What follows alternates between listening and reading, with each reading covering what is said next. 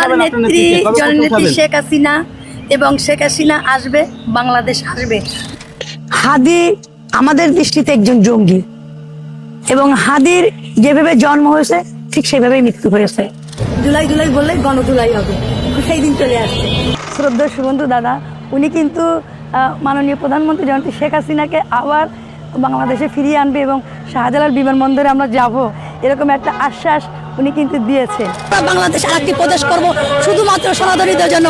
ভারতের উচিত এই মুহূর্তে রংপুর ডিভিশনকে দখল করে ভারতের সঙ্গে জুড়ে নেওয়া। আর মনে রাখতে হবে এই বিশাল রামমূর্তি এবং সনাতন ধর্মীয় কমপ্লেক্সটি তৈরি হচ্ছে সেই রংপুর ডিভিশনে। আলহামদুলিল্লাহ রব্বিল আলামিন والصلاة والسلام على أشرف الأنبياء والمرسلين نبينا محمد وعلى آله وصحبه أجمعين أما بعد। আমার প্রাণপ্রিয় মুসলিম উম্মাহ, কিছুদিন আগে ভারতের নবনিযুক্ত রাষ্ট্রদূতের দেওয়া বক্তব্য আপনাদের স্মরণে থাকার কথা। ভারত ও বাংলাদেশকে যে একীভূত করার সুপ্ত কিন্তু দীর্ঘমেয়াদী বাসনার কথা জানান দিয়েছিল। আমাদের যা পপুলেশন আছে 140 কোটি, আর ওতে আমি 20 কোটি অ্যাড করে দিই, তাহলে 160। আমি যা এখানটা করতে চাই ওইটা 140 নয়, 60 অ্যাডেড, এখানে 20 অ্যাড করে দিচ্ছি, তাহলে যা হবে। বাংলাদেশ যখন চীনের সাথে বাণিজ্যিক ও নিরাপত্তা খাতে কিছু চুক্তির জন্য আলোচনা চালিয়ে যাচ্ছে, ঠিক সেই মুহূর্তে ভারত ও লীগ মিলে হিন্দুত্ববাদী শক্তিকে মাঠে নামিয়েছে। জায়গায় জায়গায় তারা মশাল নিয়ে মিছিল করছে, এমনকি হিন্দুত্ববাদী সন্ত্রাসী স্লোগান জয় শ্রীরামের আওয়াজও তুলছে, যে স্লোগান তুলে ভারতে নিয়মিত মুসলিমদেরকে হত্যা করা হচ্ছে।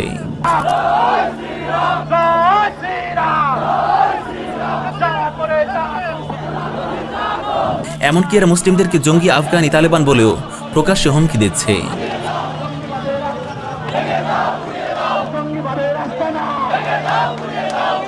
হে প্রিয় উম্মাহ, চৈতালি চক্রবর্তী হিন্দুদের জন্য আলাদা প্রদেশ গঠনের যেই হুমকি দিয়েছে সেটা বিচ্ছিন্ন কোনো ঘটনা নয়, এটা ভারত সহ এই দেশের হিন্দুত্ববাদী সংগঠনগুলোর দীর্ঘ পরিকল্পনাধীন এক এজেন্ডা, যেই এজেন্ডা বাস্তবায়নে ভারতের হিন্দুত্ববাদী সন্ত্রাসী সংগঠন বিজেপির সাথে যুক্ত হয়ে কাজ করে যাচ্ছে ইসকন সহ বেশ কিছু হিন্দুত্ববাদী সংগঠন। এর আগেও শ্যামলী সহ আরও অনেকেই এমন বক্তব্য দিয়েছে। ভারতবর্ষে চলে গেছি, আর এই দেশে আসবো না। এই আনন্দময় মায়ের সামনে প্রতিজ্ঞা করেছি যে আমি যে পর্যন্ত ভারত বাংলাদেশ এক না হবে আমি আর বাংলাদেশে যাব না। কিন্তু দুঃখজনক হলেও বাস্তবতা হলো, এরকম ভয়াবহ দেশবিরোধী বক্তব্য দেওয়ার পরও সরকারের পক্ষ থেকে কোনো ব্যবস্থা নেওয়া হয়নি, তাদেরকে কোনো বিচার বা জবাবদিহিতার সম্মুখীন হতে হয়নি। বরং দেখা যাবে চৈতালির মতো হিন্দুত্ববাদী জাতিবিরোধী লোকগুলোর বিরুদ্ধে যখন মুসলিমরা প্রতিবাদী হবে এবং তাদেরকে রুখে দেওয়ার আওয়াজ তুলবে, তখন সরকার তাদেরকেই থ্রেট হিসেবে চিহ্নিত করবে, তাদেরকেই দমন করার পায়তারা করবে। অথচ এই দেশ এবং এই উম্মাহর সত্যিকার প্রহরী হলো মুসলিমরা।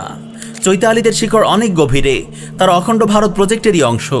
বাংলাদেশেও এই প্রজেক্টের লোকেরা আজ সুসংগঠিত, প্রশিক্ষিত ও নিবেদিত, এবং তারা এই প্রজেক্টে সতর্কভাবেই ভারতের সাথে সম্পৃক্ত। এই দেশে বসবাস করেও এরা দিনরাত ভারতের বিজেপির নাম জপে, বিজেপির মতো হিন্দুত্ববাদী সন্ত্রাসী গোষ্ঠীকে নিজেদের ত্রাণকর্তা মনে করে। সেকুলারিজমের সুশীলতা আর বাঙালি জাতীয়তাবাদের মতো হিন্দুত্ববাদী প্রোডাক্ট দিয়ে আগ্রাসে হিন্দুত্ববাদকে মোকাবেলা করা সম্ভব নয়। এই চেতনাধারী কোনো শাসন কাঠামো হিন্দুত্ববাদের চ্যালেঞ্জের মুখোমুখি হওয়ার শক্তি রাখে না।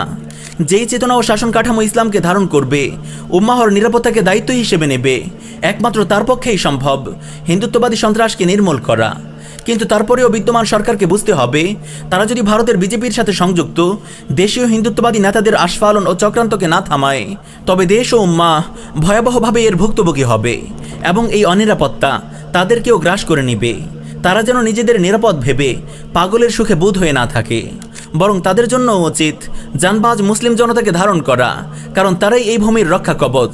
হিন্দুত্ববাদী সন্ত্রাসীদের বিরুদ্ধে তারা নিজ আদর্শে বলিয়ান হয়ে দেশের পক্ষে যেই শক্ত প্রাচীর নির্মাণ করতে পারবে, সেটা আর কেউ করতে পারবে না, করবেও না। তারাই এই অঞ্চলের প্রকৃত পাহারাদার। তাদেরকে জঙ্গি ন্যারেটিভের জাতাকলে ফেলে দূরে সরিয়ে দেওয়া এই দেশ ও জাতির জন্যই আত্মঘাতী হবে। দেশ ও জাতির কল্যাণ আর নিরাপত্তায় সরকারের পদক্ষেপ কতটা আন্তরিক, সেটাই এখন দেখার বিষয়। হে আমার কলিজার টুকরো মুসলিম যুবকেরা, হে মুসলিমবঙ্গের আলিম ও তাওহীদি জনতা, আজ এই ভূখণ্ডের অস্তিত্ব হুমকির মুখে। এই ভয়াবহ সংকট আপনাদেরকে গ্রাস করতে যাচ্ছে। ভারতীয় এজেন্টে নাপাক মুশরিকরা আপনাদের ভূখণ্ড ছিন্ন ভিন্ন করে ফেলার দ্বারপ্রান্তে। তাদের স্পর্ধা এতটাই বেড়েছে যে মাঠে নেমে সরাসরি হুমকি দিচ্ছে। তবুও কি আপনারা অপ্রস্তুত ও নির্জীব হয়ে থাকবেন? এই কম জমিনের প্রতি আপনাদের কি কোনো দায়িত্ব নেই? আপনাদের দিন আর গায়রত কি আজ মরে গেছে? জেগে উঠুন, জাতিকে সতর্ক ও প্রস্তুত করুন। উম্মাহকে সাথে নিয়ে দিন, জমিন ও কম রক্ষার শক্তিশালী আন্দোলন গড়ে তুলুন। সময় হয়েছে নববী আদর্শে বলিয়ান হয়ে উম্মাহর অস্তিত্ব রক্ষার গুরুদায়িত্ব কাঁধে তুলে নেওয়ার। সময় হয়েছে নববী আদর্শে বলিয়ান হয়ে উম্মাহর অস্তিত্ব রক্ষার গুরুদায়িত্ব কাঁধে তুলে নেওয়ার।